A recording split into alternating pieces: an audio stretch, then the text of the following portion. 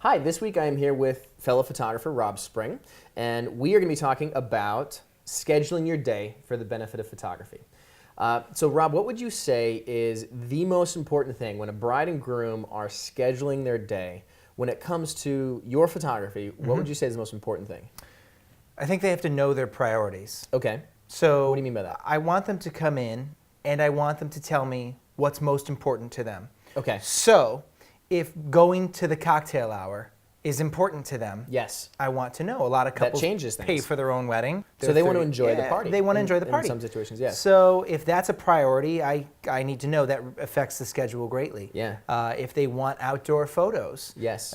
we have to take a look at the sunset time. We have to take that into consideration. Sunset especially time, in the ceremony winter. location, Right. reception Right. location. Or if they have a location that they feel strongly about, our first date was at Congress Park in Saratoga. Yeah. We really want to do our photos at Congress Park, but Okay. we're getting married in Albany. Yes.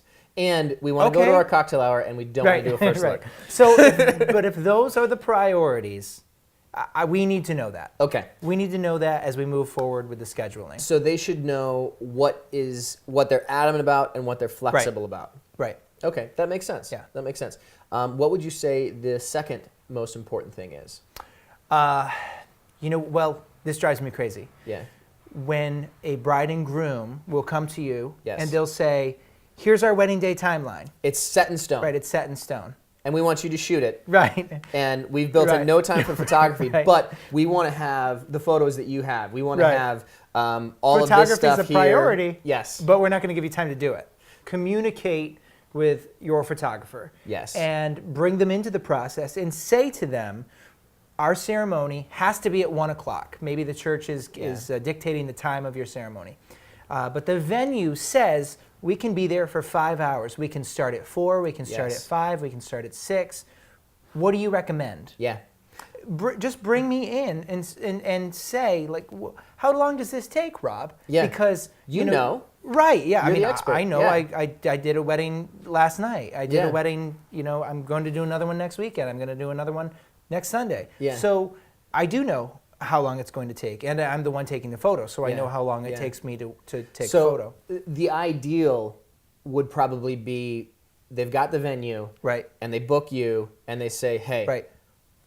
everything's open. What do you Right. recommend? I can tell when I look back at weddings we've photographed Yeah. in the past months, past year, Yeah. and I look at them, the ones that I am most proud of and the photos that I am most proud of are those weddings where those couples came to me and said, hey, listen, we want really nice photos. Yeah. So what should we do? Yes. And you know what? It shows. Yeah. And I look at those photos and I say, man, that is the best. That wedding looks so good.